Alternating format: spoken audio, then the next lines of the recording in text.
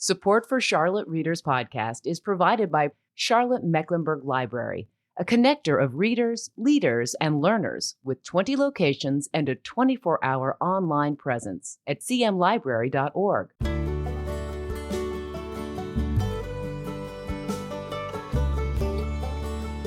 Welcome to Charlotte Readers Podcast, where authors give voice to the written words. In this episode, guest memoirist Rachel Brooks leads the interview with Hope Anderson, author of How to Remodel a Life, a guide to living well with alcoholism and bipolar disorder, a memoir and self-help guide for those struggling with addiction and mental health issues. Using a house remodel as a metaphor, Hope provides the necessary tools and life lessons to uplift spirits while speaking candidly about her own life. Michael D. Lemonick, author of The Perpetual Now, had this to say about the book. If you're going to rehab a house that has fallen into disrepair, you obviously need the proper tools. If you're going to repair a life overshadowed by addiction and mental illness, you need tools too. But you can't exactly run down to the local hardware store to find them. What you can do, however, is read this intimate, powerful, and uplifting book. Hope Anderson has transformed her own very challenging life into what she calls an oasis of serenity, and she's used the lessons she has learned to create not just one, but a series of toolkits that could do the same for you. It's a remarkable achievement.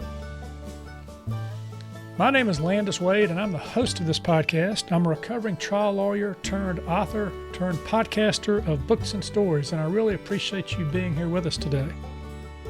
You can find out more about me at my author website, landiswade.com, and I'd love to have you visit. For all things related to the podcast, check out charlottereaderspodcast.com. You can find a lot of great resources there. We have show notes of every episode with pictures of the authors, photographs of their book covers, links to their websites and social media, and more. And we have the community blog there. It's a collection of readerly and writerly content provided by writers in the community and authors who've been on the show. And you can sign up for the book report at our website, charlottereaderspodcast.com. We send it out every 2 weeks. It's free. We don't spam you. That takes way too much time. We just keep you updated on what's going on with the podcast, provide a dose of inspiration, provide some free content from time to time, some links and other fun stuff related to the reading and writing world. We're a proud member of the Queen City Podcast Network and the Authors on the Air Global Radio Network, a collection of author-hosted podcasts putting out this kind of content to a worldwide audience. And you can find us pretty much anywhere you like to listen to your podcast. You can also check out our Patreon page. That's patreon.com/Charlotte Readers Podcast. This is a place where we provide exclusive content for our supporters. For just a few dollars a month, we provide access to exclusive audio interviews between me and authors who have appeared on the show, where they share their wisdom about writing and the business of writing. It's a great way to get a good education if you're a lifelong learner like I am. But enough with this prologue. Let's meet today's author. Our guest host today is Rachel Brooks. She's first-time author of Beads, a memoir about falling apart and putting yourself back together again, who currently lives in Raleigh with her husband and 2 children. She is a sexual assault survivor and has an active role in the Survivor Speakers Bureau at a local nonprofit organization since 2013, of which she also sits on the board of directors. Rachel is on the podcast. You can go check her out there. Just go to our guest list page and look at the alphabetical list, first names. You'll find Rachel there. You'll find Hope there, today when you listen. so without me taking up any more time, I'm going to turn the podcast steering wheel over to Rachel Brooks and let her lead the discussion. I appreciate it, Landis. Thank you so much for having me as a guest host. And I'd like to welcome you as well, Hope. Well, thank you. And thank you for being here and having me on the show. I really appreciate it. Absolutely. Well, first off, I just want to say that I could not have enjoyed your book more. I think that there were so many little nuggets of goodness, as I like to call them, that I took away from the book. And it really is, it's a book for anybody. I think that there is something for everyone in this book. And so I absolutely love your use of a house as a metaphor for rebuilding your life. Can you talk us through some of those different stages that you modeled through your recovery and how you use that metaphor to write your book? Sure. I think the beginning of my recovery had to start with laying a foundation. And that's where the book begins, in laying a foundation. And the foundation for me was to accept that my recovery was going to be spiritually based, that it was going to follow a spiritual path. And so I had to develop a relationship with some kind of spirit life outside myself that was going to help me on this journey. And then going along the path, there are things like the next chapter, I think, is called Letting Light In. I am bipolar, so I have a tendency toward mania and depression, and more on the depressive side, I think. And how do you let light in a house? It's easy. You put in skylights, you put in bay windows, you enlarge the size of your windows. But how do you let light into your life? And I think in my toolkits, I have things like humor and playfulness and positivity and other tools like that help with the process of letting light into your life. Then as I went along the path, I found that there were things like, okay, well, now that I'm on medication that's helping me with my bipolar disorder, and I'm not depressed and manic all the time, what do I need to do to take care of myself? And that was where the rusty pipes metaphor came in. And that had to do with taking care of what I put in my body. Coming into the program, I had been both anorexic and bulimic and also a binge eater. And so I had to learn how to have a healthy relationship with food and a healthy relationship with my weight, and not just focusing on numbers all the time, and just looking at food as the fuel for my body. And so I have a whole section in there on, getting a healthier attitude toward eating, and also what you put into your mind in terms of negative thinking or negative news or television stuff that you're watching or whatever. I have to be very careful about what I get attracted to and what I'm feeding myself. And so I'm pretty selective about that now. I'm trying to think about, another part of my path to recovery is called Raise the Roof. And it's about your job and how you find yourself in your job and how you're using that to express your authentic self. And I was a teacher for many, many years. And while I love my students mostly, and I certainly love the literature I was teaching, I found teaching in public school to be very, very draining. And I really, it did not feed my soul. And so when I was not hired back after a number of years of teaching, I was actually quite delighted because it left me time for my husband, who was sick at the time. Yes. And it also left me time to concentrate on myself and taking care of myself, which was something that wasn't happening when I was working from 6 a.m. until 10 p.m. So yeah, definitely a blessing in disguise. Yeah. So I want to back up just a little bit and go back to some of those earlier, before you started laying the foundation, and you made the very difficult decision to stop drinking at the age of 25. Yes. And I want to talk about, first off, what led you to that moment. And then if you could recall, what were those immediate next days like for you? I know it was a good while ago, but I think it's so important to highlight that monumental decision in your life and, how you started to build your foundation from there. Well, alcohol had been part of my life since I was a young girl. I think I had my first drink when I was on my grandpa's lap when I was about 4 years old. And my parents didn't encourage, but they allowed us to drink from the time I was 12. We would have gin and tonics in the summer. And I was drinking pretty much daily by the time I was 16 years old. And Wow. what happened with the alcohol was that it just robbed me of myself. I found myself turning into another person when I drank, and I couldn't predict my behavior. I couldn't predict my actions. I couldn't predict the person I was going to become.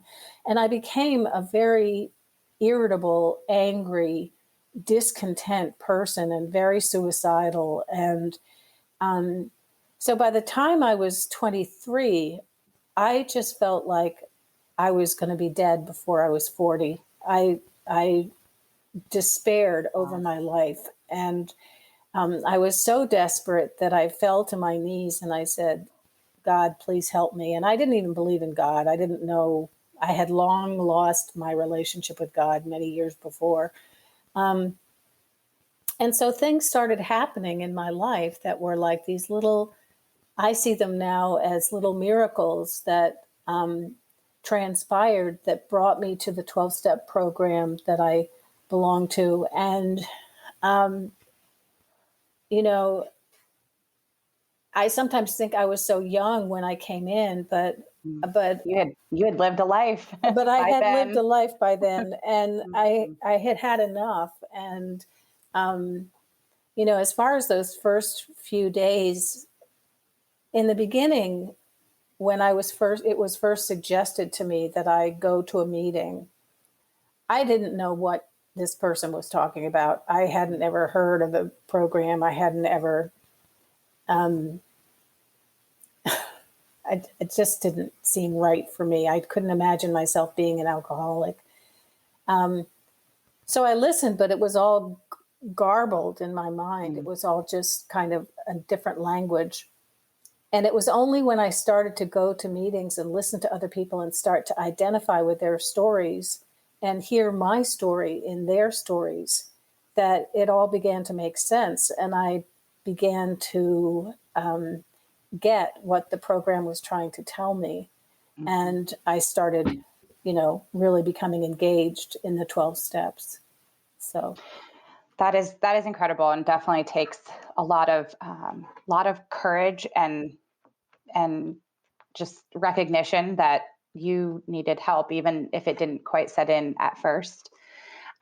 So here at the Charlotte Readers Podcast, we invite our guests to do a reading from their story of their choice. And I'd like to invite you, Hope, to read a few excerpts that you have picked out. Okay, I'm going to read from the back of my book. That this is from a chapter called The New House. Okay, so the process of remodeling a home can be expensive, exhausting, and often frustrating. There are months when the kitchen is being redone, for example, where your dishes, pots and pans, glasses, mugs, cutlery, and china are packed away in boxes and shoved behind the Christmas decorations in the basement.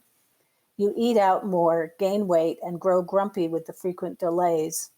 When the wrong cabinets come in and you have to send out for new ones, another 6 weeks go by and you are ready to tear your hair out.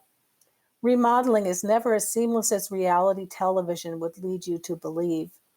Whose reality is it that shows the process, which really takes several months, if not more, stuffed into an hour-long segment? Intellectually, you know it can't be so. It won't be that easy, but the promise nevertheless lingers. In truth, any kind of remodeling takes at least 3 times as long as you expect it to. There is a rule of thumb that states it takes 90 days to change a habit, 3 months at least. This is true also of both remodeling a house and remodeling a life. So what does that mean to us? Should we not proceed? Should we not make the changes that are going to improve our quality of life? Hell no. Bring it on, I say. Just be prepared for a slow and steady process. Then at last comes the conclusion. Suddenly, one day, you find yourself walking into your kitchen a month after the builders have left. All the dishes have been put in their proper places.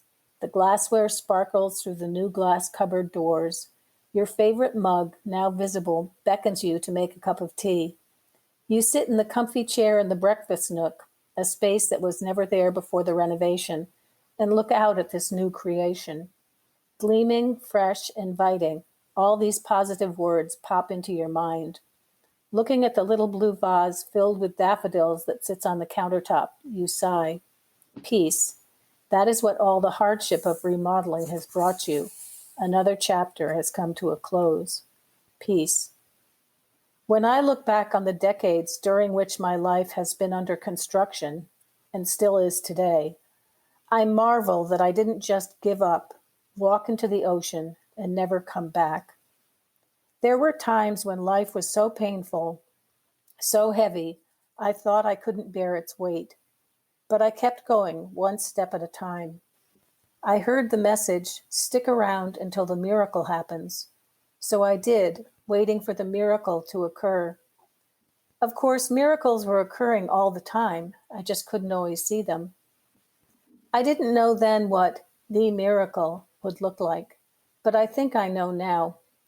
It is the miracle of sobriety, the miracle of a marriage that stayed together, the miracle of 3 amazing children, the miracle of family and friends. And this is just the beginning. The miracle is how I absolutely trust that the universe is a safe, loving place where there is enough for everyone.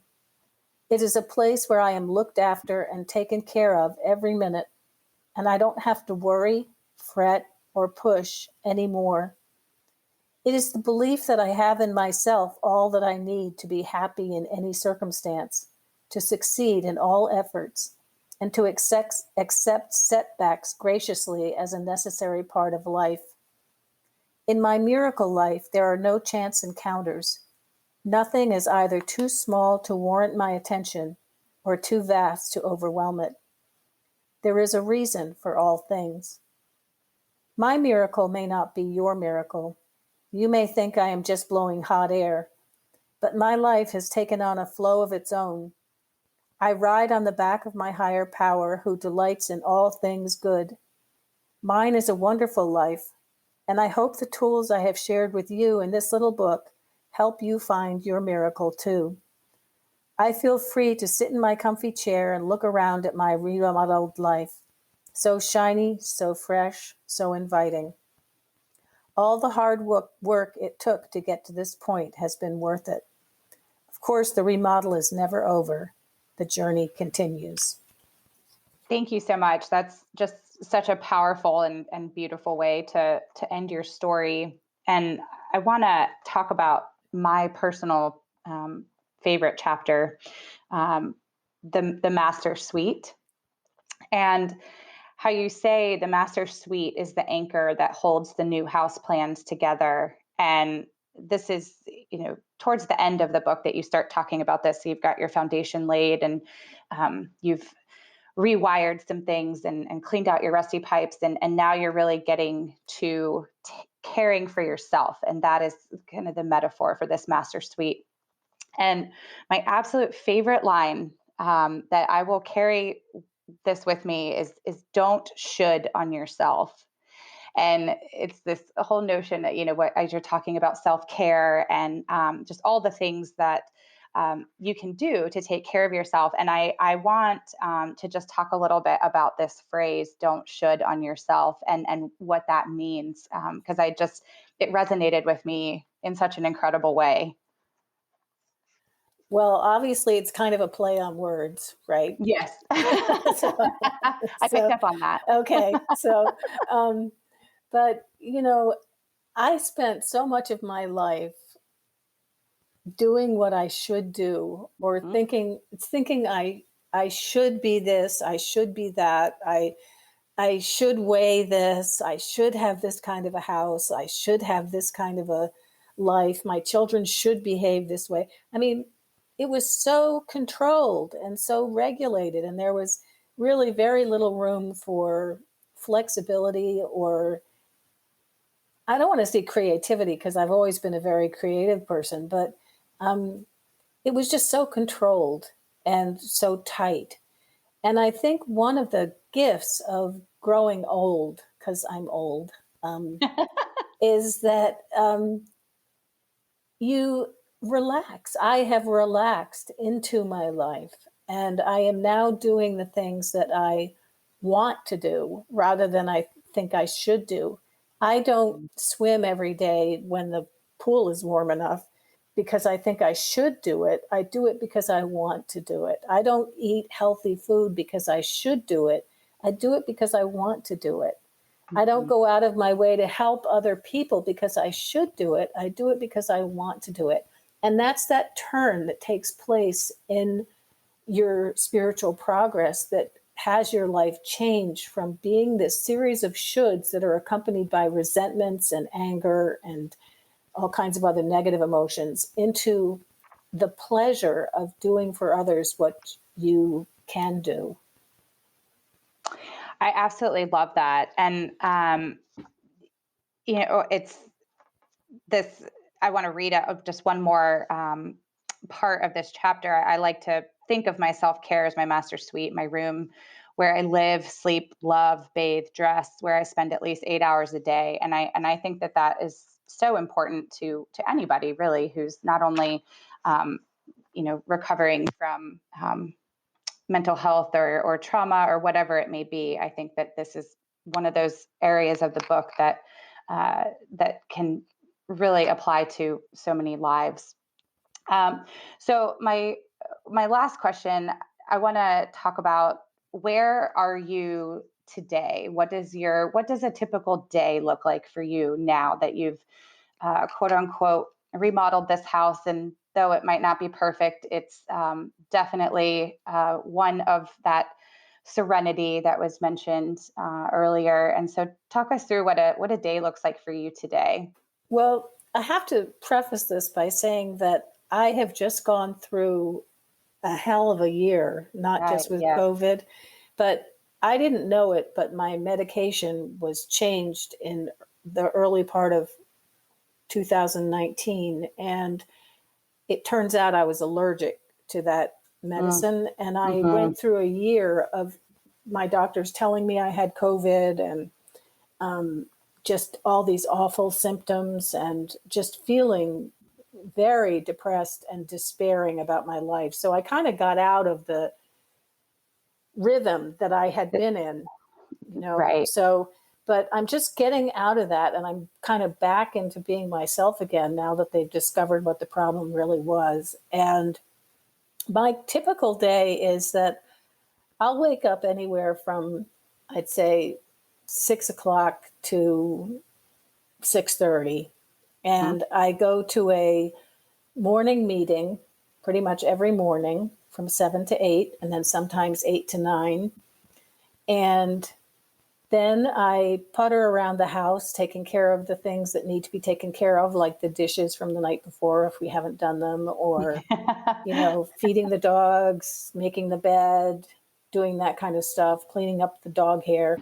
A side note on the dishes. I also loved your reference to you and your husband and how you handle that. You are more on the, I just want to get it done so that it doesn't sit overnight, but your husband prefers to have it done in the morning.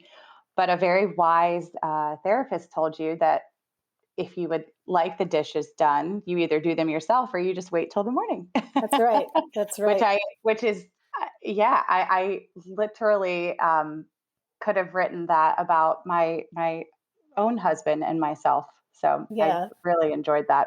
Yeah. But then I work,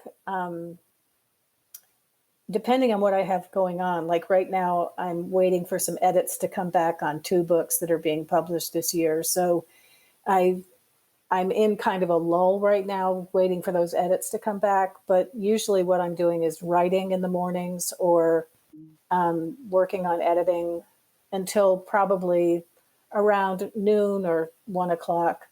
And then I take a walk or swim or do something like that. And then I come back and take a nap because I believe in naps. And then I will maybe go swim again or something, depending on how energetic I'm feeling. And then I kind of settle into making supper, and we eat supper and watch some TV and talk and just, I mean, I have the easiest life that you could possibly imagine. It's really Well, you've certainly earned it after your lifelong journey here with alcoholism and bipolar disorder. And so it's great that you find time to write every day. And I know there was a period of time where you had given that up. Yes. What brought you back to the writing? I love this story. I had been a writer in my 20s, and I hung around with some very famous writers who were poet laureates and, very, very, and they believed in me. They thought I was going to be the next great novelist on the scene. But well, you are now. Well, but alcohol really took that away from me. It just stymied me. And when I stopped drinking, I thought I couldn't write if I wasn't drinking. It was kind of a catch-22 situation. So I settled for going to graduate school and becoming a teacher, and taught for like 25 years. And then what happened after I had been let go from my teaching job, my husband was very sick, as I said, and he ended up having to get a liver transplant. And he was on the list at our local hospital for 1.5 years, and meanwhile getting sicker and sicker. And we finally went down to the Mayo Clinic in Jacksonville, Florida, to ask for a second opinion and could they put him on their list. And they did a series of tests over a couple of weeks. And then the surgeon called us in and said, there's nothing we can do for him. He'll be dead in 3 months. So that was like, you don't say that to people. You don't just come out and say that to people. So we got into our car and listened to Garrison Keillor's Pretty Good Jokes tape all the way back to Charlotte. And then we just got very quiet for a couple of days and, just let it sink in that if this was God's will, then this is it. This is what's going to happen. So we did things like made sure our will was in shape and everything. And then the hospital that we originally went to called and said, we don't agree with Mayo, and we're going to get you a liver. So they did, and he had a liver transplant, and now he has gone on to become a personal trainer. He is in the best shape of his life. He's amazing. He's an amazing man. He's just like Superman, and he keeps me on track as far as, all the nutrition and everything else. Amazing. Meanwhile, I went to a conference with him at that time when he first got clear of his liver transplant, when he could go out and do stuff. I went to a conference with him, and I didn't know what I was going to do with my life because I'd been a caretaker for so long, taking care of my kids, of him, of my students, nobody but myself. I hadn't taken care of myself at all. And aside from being sober, which was very good. But so we went to this hotel, and I brought a notebook and I wrote a book. In 5 days, I wrote a book called When the Moon Winks, which has been published. It was published in 2019. And that kind of got things going. I published 4 books since 2015, I think. And now I have 2 more coming out this year, and it's just kind of my life exploded into finding out that I was not only a novelist, but a poet and a screenwriter and all these other things. So it was really been fun. I'm going to jump back in just a second here because that last question led me to a thought. I was looking at toolkit number 10 here on page 217, where you talk about hope listening to your imagination. And you say in here that without your imagination, you would have floundered like a boat with a furled sail at rest in a harbor. And I'm just wondering, because we talk about creativity, we talk about writing on this podcast, people come to us having struggled to get that book into the world, put all that time into it. But in your case, it sounds a bit like this was another part. I guess, what part of the house does imagination reside in? Oh my gosh. I don't know where I put it in the book, but I think imagination resides in laying the foundation. I think that creativity, anyway, comes from my higher power. That I have to be open and willing to receive inspiration in order to get the creativity that I desire. And I have to be willing to follow the lead of that inspiration into writing whatever it is I'm writing. I mean, that novel that I wrote, When the Moon Winks, isn't the great American novel that I wish I'd written. It's kind of a beach read, and it's really funny. But people love it. It's a great, it's easy to read. You just whiz through it, and it's well written, and but it's not Faulkner, and I always thought I should be writing that kind of stuff. So the sequel to it that is coming out this summer is equally beach ready, and I really like that. I like it because people say to me when they read my stuff, it's really easy to read, but it's well written. So that's like my poetry is very narrative poetry. It's not all this convoluted T.S. Eliot stuff. It's just me telling stories in my poems. And so I have another chapbook coming out this summer, and I'm looking forward to reaching people through my words. But that all comes from, I think, from God, if you want to say that word. Yeah, that's great. And I'm going to give Rachel the chance to ask one last question before we wrap up here. But I want to tease it out for our listeners here. We're going to have a Patreon episode here where Rachel and I are going to have a conversation with Hope at Patreon, patreon.com/Charlotte Readers Podcast. Come join us there. You've heard Hope talk about the books she's published. We're calling this episode Get Unstuck and Get Published with Hope Anderson. We're going to talk about that process, how that works, and everything that goes in it, both the good and the bad, and the struggles and the triumphs and everything that goes with that. But as we wrap up here on my last question, Hope, I sometimes ask authors this question. If you could tell your younger writing self something of value that would have helped your younger writing self, when you first started into this thing called writing, based on what you've learned since then, can you boil it down to something? Yeah, don't try so hard. I really think that I go by Lawrence Block's theory of writing, which is that if you just write 5 pages of writing a day, you will get a book written eventually. And if you just do that and you just trust what you're writing, don't worry about all the other stuff. I mean, I have writers come to me with huge plans and outlines and backstories and everything, just tons of work they've done prior to ever getting a word on page, but they're so stuck in that stuff. Just relax and enjoy it and write the story, All right. Yeah, we're going to do more of that. Rachel, you got something to wrap us up with?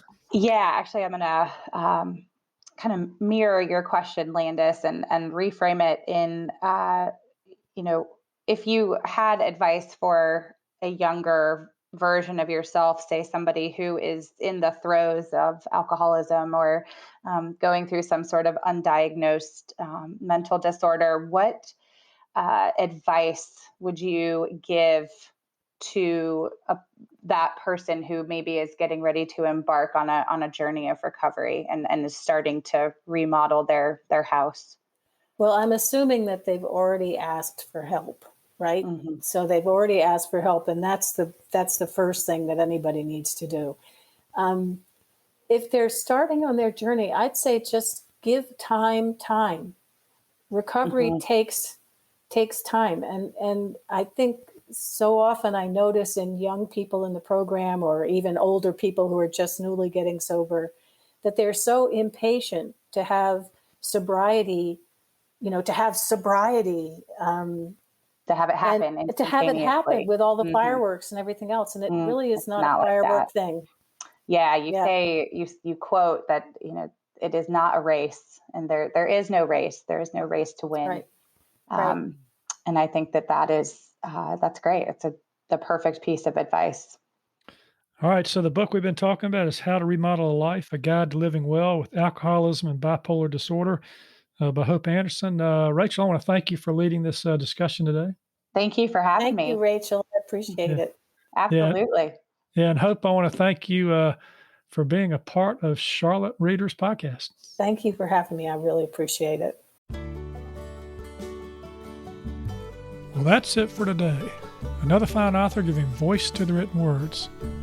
You can subscribe to this podcast for free at Apple Podcast, Stitcher, Spotify, iHeartRadio, and most any podcast platform you like to listen to your podcast on.